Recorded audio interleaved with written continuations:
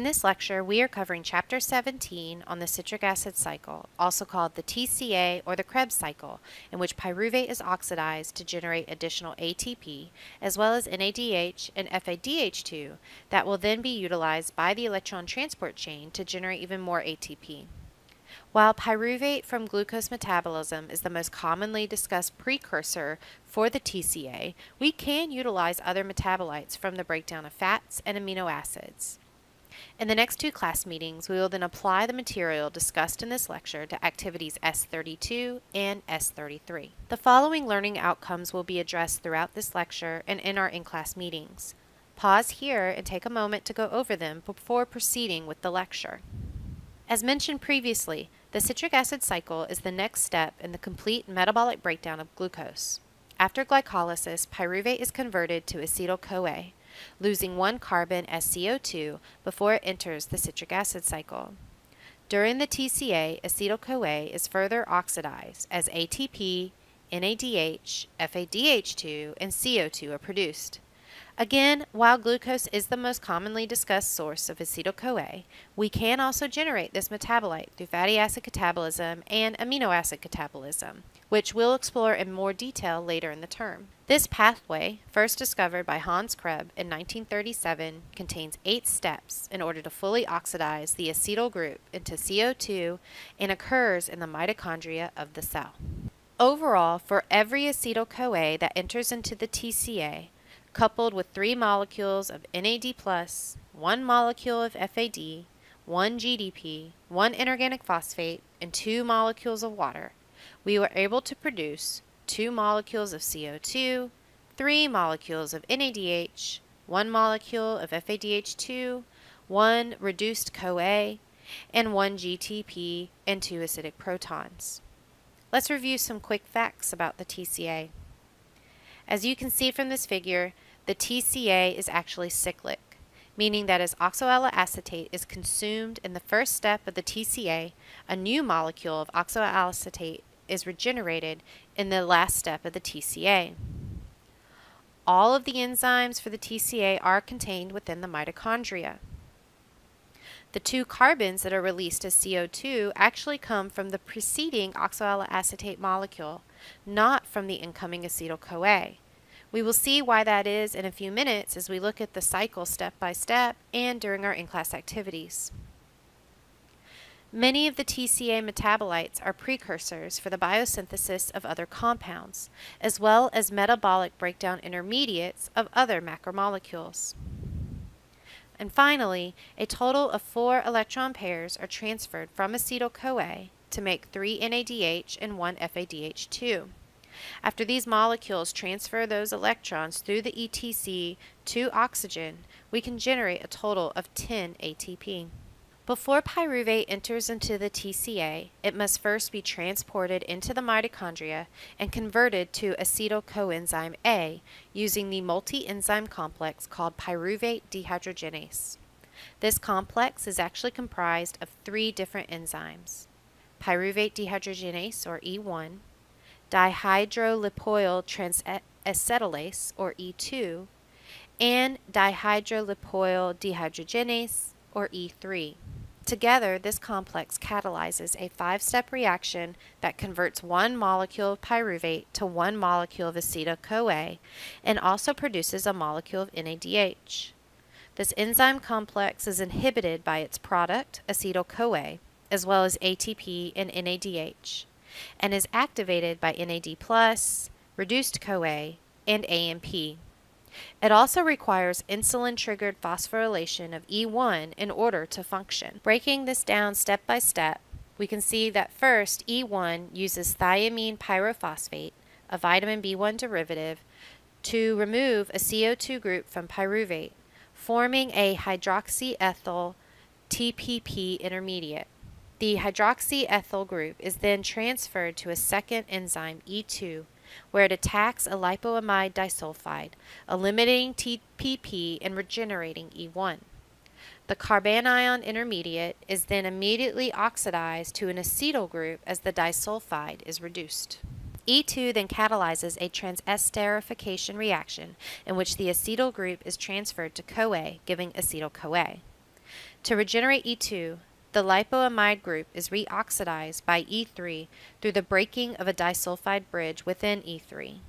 A covalently bound FAD near the reduced sulfurs of the two cysteines in E3 is able to take those electrons, reoxidizing the disulfides again, and then transfers those electrons to a free NAD+, producing a molecule of NADH, which can then enter into the ETC, thus regenerating E3. As you saw, there are a number of cofactors that are involved in this multi-enzyme step. TPP in the E1, which comes from vitamin B1. Lipoic acid in the E2, which is derived from octanoic fatty acids and can be produced by the cell. Coenzyme A is synthesized from vitamin B5 and is a co-substrate used by E2 to make acetyl-CoA. FAD, which is covalently attached to E3, and NAD+ as a co-substrate of E3.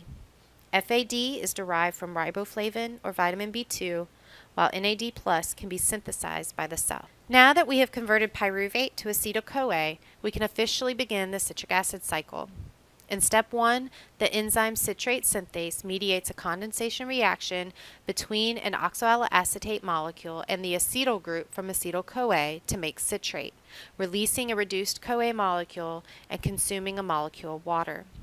Because this reaction is highly exergonic, with a net release of negative 31.5 kilojoules per mole of energy, this is the first committed step in the TCA. In step 2, the tertiary alcohol of citrate is isomerized to a secondary alcohol, making this product, isocitrate, more easily oxidized in the preceding step.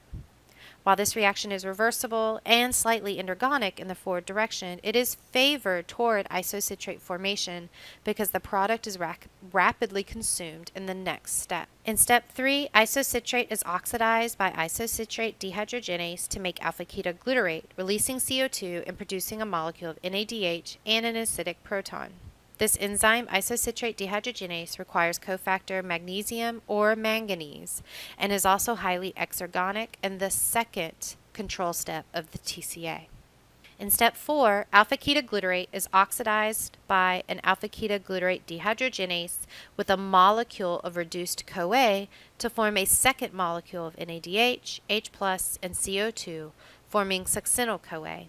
This step is also highly exergonic with a net release of negative 33.5 kilojoules per mole and is therefore the third committed step of the TCA. This enzyme is inhibited by high concentrations of its products succinyl-CoA and NADH, as well as high concentrations of ATP and GTP, which is the overall result of the TCA when coupled with the electron transport chain. In step 5, succinyl-CoA synthetase cleaves succinyl-CoA, releasing the reduced CoA molecule again and producing succinate. This reaction is coupled with substrate-level phosphorylation of GDP to make GTP, which can then be exchanged for ATP. This reaction is reversible. However, the direction of the reaction depends on the relative concentrations of the nucleoside di- and triphosphates. If GDP and ADP are high, while ATP and GTP are low, then the reaction will proceed towards succinate. In step 6, succinate is oxidized to form fumarate and produces a molecule of FADH2. The enzyme that catalyzes this reaction, succinate dehydrogenase, is actually bound tightly to the mitochondrial membrane and is also one of the key enzymes of the electron transport chain, such that as soon as this FADH2 molecule is reduced, those electrons will immediately begin cascading down the electron transport chain in order to generate more ATP. Because of this, even though the reaction itself is not highly exergonic, it is tightly regulated. The enzyme is activated by succinate, ADP, and inorganic phosphate, while inhibited by oxaloacetate and malonate, which is a fatty acid synthesis precursor molecule. In step 7, fumarate is hydrated to make L-malate in a reversible stereospecific reaction that is governed by the enzyme fumarase. In step 8, the last step of the citric acid cycle, malate is oxidized by malate dehydrogenase to form oxaloacetate, producing our third molecule of NADH and another acidic proton. And this reaction is actually highly endergonic, with a positive delta G of 29 kilojoules per mole. But because OAA is quickly consumed in the next round of the TCA, it moves in the forward direction, again due to Le Chatelier's principle. Here we can see a complete overview of the citric acid cycle, starting with the formation of acetyl-CoA from pyruvate. And as you can see, this is a cyclic process in which the OAA produced in one cycle is consumed in the next cycle as more acetyl-CoA is recruited. Overall, we see that the TCA produces 3 molecules of NADH, 1 molecule of FADH2, and 1 molecule of GTP or ATP for every acetyl-CoA that enters. Additionally, when we converted pyruvate to acetyl-CoA, we produced a 4th molecule of NADH. However, that NADH is not considered a product of the TCA specifically. In addition to producing electron carriers that can feed electrons through the ETC, the TCA metabolites can also be used for the biosynthesis of new macromolecules. As you can see here, citrate can be used to make fats and cholesterol. Alpha-ketoglutarate can be used to produce certain amino acids. Succinyl-CoA can be used to make odd-chain fatty acids, certain amino acids, and porphyrins, such as the heme found in hemoglobin. Fumarate and oxaloacetate can be used to synthesize certain amino acids, while malate and oxaloacetate can be used in gluconeogenesis to form glucose. So now, if we take a step back and look at the complete metabolism of glucose, starting with glycolysis, we can calculate exactly how much ATP can be generated from a single glucose molecule under optimum conditions. In glycolysis, we synthesize 2 molecules of ATP directly and 2 molecules of NADH. In our next unit, we'll learn that each molecule of NADH can generate 2.5 molecules of ATP in the ETC. So if we multiply the 2 NADH times 2.5 ATP per NADH, that gives us 5 ATP from NADH plus 2 ATP direct for a total of 7 ATP per glucose from just glycolysis. When we convert the 2 pyruvate molecules that we get from glucose to acetyl-CoA, we generate another 2 NADH, or an additional 5 ATP. In the citric acid cycle, the 2 acetyl-CoAs from each glucose molecule gives us 6 NADH, or 15 ATP total, 2 FADH2s, or 3 ATP total, and we'll look at that later, and 2 GTP, or 2 ATP. All in all, we get 20 ATP total from the citric acid cycle. When we combine the ATP from glycolysis, converting pyruvates to acetyl-CoA and the TCA, that gives us a grand total of 32 molecules of ATP for every 1 molecule of glucose, again under ideal conditions, meaning none of the glucose is going through the pentose phosphate pathway and none of the other metabolites are being shunted off to other biosynthetic pathways, which, just like we see in other pathways, we can correlate our key regulatory steps with the steps that have large negative changes in free energy at the actual biological conditions in the cell. These steps in the TCA are steps 1, 3, and 4. Step 1 is inhibited by succinyl-CoA, citrate, NADH, and ATP. Step 3 is inhibited by NADH and ATP, while activated by NAD+ and ADP. And step 4 is inhibited by succinyl-CoA and NADH. Additionally, the conversion of pyruvate to acetyl-CoA, while not technically part of the TCA, is inhibited by acetyl-CoA, ATP, and NADH, while the conversion of pyruvate to oxaloacetate for gluconeogenesis is activated by acetyl-CoA.